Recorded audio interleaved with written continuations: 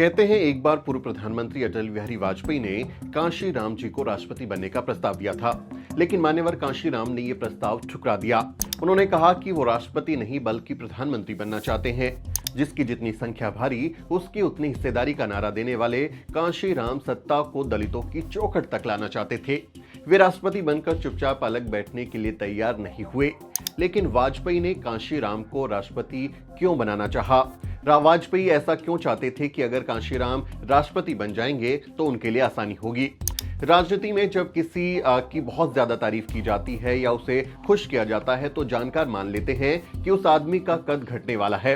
जानकारों ने इस किस्से को भी इसी नजर से देखना चाहा था, लेकिन कई लोग ये मान रहे थे कि असल में वाजपेयी कांशी राम को पूरी तरह से समझ ही नहीं पाए थे, क्योंकि अगर वो समझ जाते तो उन्हें ऐसा ऑफर देते ही नहीं। कांशी राम को राष्ट्रपति बनने का ऑफर मिला, लेकिन उन्होंने ठुकरा दिया। इसे ठुकराने के पीछे उनका लक्ष्य साफ साफ देखा जा सकता है। वो सदियों से गुलाम समाज को सत्ता के सबसे ऊंचे पद पर बैठाना चाहते थे। वो जानते थे कि सरकार में सिर्फ प्रधानमंत्री ही ऐसा पद होता है जो सबसे ताकतवर होता है। वो समझते थे कि राष्ट्रपति का पद एक रबर स्टैंप से ज्यादा कुछ नहीं होता और वो राष्ट्रपति बनकर कभी अपने लोगों का भला नहीं कर पाएंगे। उन्हें नौकरियां नहीं दिला पाएंगे, उन्हें शिक्षा नहीं दिला पाएंगे, उनके लिए अच्छे कानून नहीं बना पाएंगे, संसाधनों पर उनकी हिस्सेदारी नहीं दे पाएंगे। राष्ट्रपति बनकर वो ज्यादा कुछ नहीं कर पाएंगे और यही वजह थी कि वो सत्ता के पावर सेंटर में बैठना चाहते थे। वो दलितों को राजनीति के सबसे ऊंचे ओहदे पर देखना चाहते थे। मायावती के रूप में एक हद तक उन्होंने अपने इस लक्ष्य को हासिल भी करके दिखाया। यूपी यानी जो हिंदी पट्टी का सबसे बड़ा सूबा है, वहां उन्होंने एक दलित महिला को मुख्यमंत्री बना दिया। ये किसी चमत्कार से कम नहीं था। कांशी राम पर आरोप लगे कि वो किसी गठबंधन को लेकर वफादार नहीं रहते, वो किसी से भी गठबंधन कर देते हैं, ऐसा उन पर कई बार आरोप लगा। उन्होंने कांग्रेस, बीजेपी और समाजवादी पार्टी से समझौता किया और फिर वो खुद ही उस समझौते को तोड़ भी दिया। लेकिन असल में कांशी राम इन सब के साथ में समय के हिसाब से जो गठबंधन हो रहा था वो तो सिर्फ समझौता ही था, क्योंकि उनका असल गठबंधन तो उनके लक्ष्य के साथ था। वो सत्ता को गुरु किल्ली यानी मास्टर की कहते थे कि वो सभी जो भी समस्याएं हैं उनको हल करने की मास्टर की है, मास्टर चाबी है, और उसको हासिल करने के लिए जो ये लोग हैं, जो ये दल है, इनके साथ जो गठबंधन करना पड़ रहा है वो समय की जरूरत है और वो लक्ष्य नहीं है। लक्ष्य था सत्ता के केंद्र यानी पावर सेंटर में किसी दलित व्यक्ति को बिठाना, और उन्होंने अपने लक्ष्य की खातिर ही ऐसी जो गठबंधन है वो किए समय के हिसाब से। मान्यवर कांशी राम ने अपने एक इंटरव्यू में इस बारे में जवाब दिया था। उन्होंने कहा था, मैं उन्हें यानी राजनीतिक दलों को खुश करने के लिए ये सब यानी राजनीतिक संघर्ष नहीं कर रहा हूं। यानी वो साफ साफ कह रहे हैं कि मैं उन लोगों को खुश करने के लिए गठबंधन कर रहा या तोड़ नहीं रहा हूं, बल्कि मैं अपने लक्ष्य के प्रति ईमानदार हूं और अपने लक्ष्य को पूरा करने के लिए ये गठबंधन जो कि समय की जरूरत है उसको कर रहा हूं। अपने राजनीतिक और सामाजिक संघर्ष के दौरान मान्यवर कांशी राम ने ब्राह्मणवाद से प्रभावित या उससे जड़ी हर चीज को बेहद तीखे शब्दों में विरोध किया था। अब जानते हैं वो तीखे शब्दों में विरोध करने के लिए जाने जाते हैं, फिर चाहे वो महात्मा गांधी हो, राजनीतिक दल हो, मीडिया हो या फिर खुद ही दलित समाज के वे लोग जिन्हें कांशी राम चमचा कहते थे। उनके मुताबिक ये चमचे वे दलित नेता थे जो दलितों के स्वतंत्रता संघर्ष में दलित संगठनों का साथ देने के बजाय पहले कांग्रेस और बाद में भाजपा जैसे बड़े राजनीतिक दलों में मौके तलाश रहे थे। कांशी राम और उनकी विचारधारा को मानने वाले लोग कहते हैं कि इन जैसे नेताओं ने दलित संघर्ष को कमजोर करने का काम कामयाबी से किया है। वे अपनी किताब चमचा युग में कांशी राम के जो ये चमचा जिनको वो कहते हैं वो इस बारे में लिखते हैं अपनी चमचा युग में, और इसके लिए वो गांधी और कांग्रेस पार्टी को जिम्मेदार ठहराते हैं। उन्होंने लिखा है कि अंबेडकर की दलितों के लिए पृथक निर्वाचन मंडल की मांग को गांधी ने दबाव की राजनीति से पूरा नहीं होने दिया और पूना पैक्ट के फलस्वरूप आगे चलकर संयुक्त निर्वाचन मंडलों में उनके चमचे खड़े हो गए। कांशीराम का मानना था कि जब जब दलितों का कोई आंदोलन मनुवाद को गंभीर चुनौती देने के लिए तैयार हो जाता है तब तब ब्राह्मणवादी साजिश रचते हैं, और जब वो सीधी लड़ाई में दलितों को नहीं हरा पाते तो फिर अपने चमचे खड़े कर देते हैं। कांशीराम ने लिखा है, औजार, दलाल, पिट्ठू अथवा चमचा बनाया जाता है सच्चे खरे योद्धा का विरोध करने के लिए। जब खरे और सच्चे योद्धा होते हैं तो चमचों की मांग तभी होती है जब कोई लड़ाई, कोई संघर्ष और किसी योद्धा की तरफ से कोई खतरा नहीं होता तो चमचों की जरूरत नहीं होती, उनकी मांग नहीं होती। प्रारंभ में उनकी उपेक्षा की गई, किंतु बाद में जब दलित वर्गों का सच्चा नेतृत्व सशक्त और प्रबल हो गया तो उनकी उपेक्षा नहीं की जा सकी। इस मुकाम पर आकर ऊंची जाति के हिंदुओं को यह जरूरत महसूस हुई कि वे दलित वर्गों के सच्चे नेताओं के खिलाफ चमचे खड़े करें। यानी कांशीराम साहेब बता रहे हैं कि कैसे अपने चमचों के जरिए दलित आंदोलन को कमजोर किया जाता है, और समय के हिसाब से कांशीराम साहब ने जो रणनीतियां बनाई, उन्होंने सभी के इस जो ब्राह्मणवादी प्रपंच थे उनकी पोल खोल दी, उनको बेनकाब कर दिया। आप सब जानते हैं बाबरी विध्वंस के बाद जब उन्होंने मुलायम सिंह के साथ में हाथ मिलाया और उस समय जो हिंदुत्व की लहर थी उसमें भी उन्होंने बीजेपी को हरा दिया। मिले मुलायम कांशीराम, हवा हो गई जय श्री राम जैसा नारा दिया और इतनी सशक्त आवाज वो बनकर उठ खड़े हुए।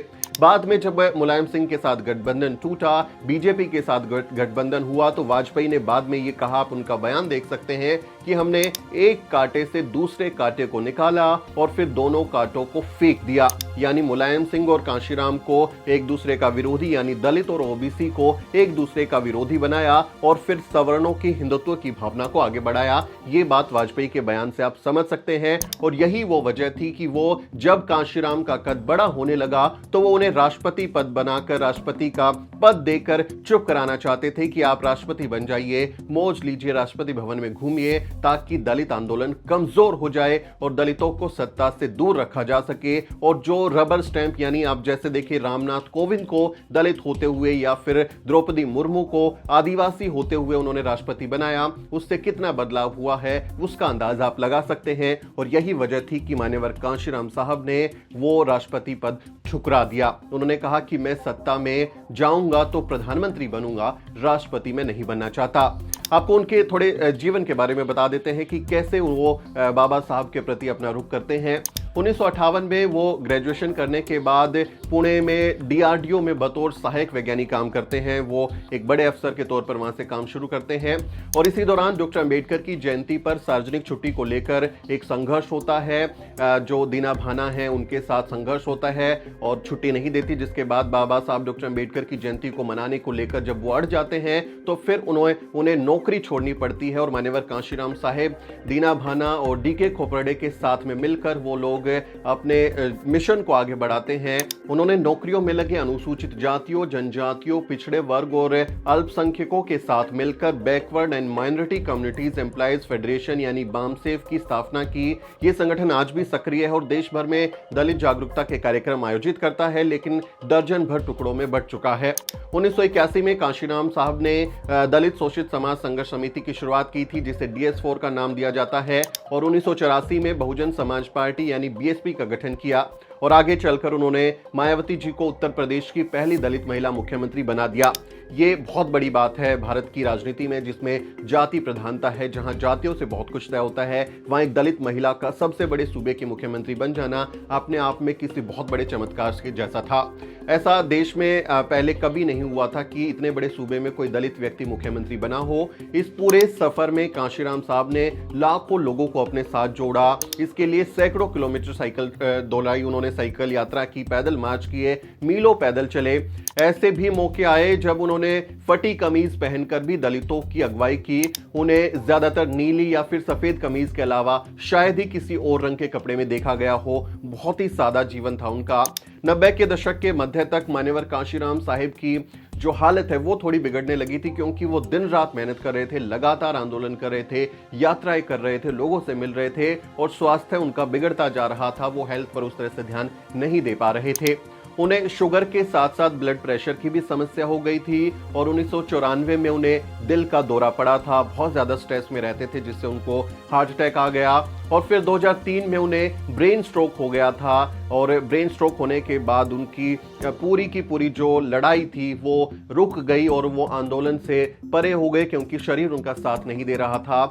लगातार खराब होती सेहत ने 2004 तक उन्हें सार्वजनिक जीवन से दूर कर दिया। बहुत ज्यादा बीमार हो गए थे और आखिरकार 9 अक्टूबर 2006 को दिल का दौरा पड़ने से ये दलितों का जो मसीहा था, बहुजन नायक था, वो हम सबसे दूर हो गया और उनका ख्वाब यानी प्रधानमंत्री बनने या बनाने का जो ख्वाब था वो आज भी अधूरा रह गया।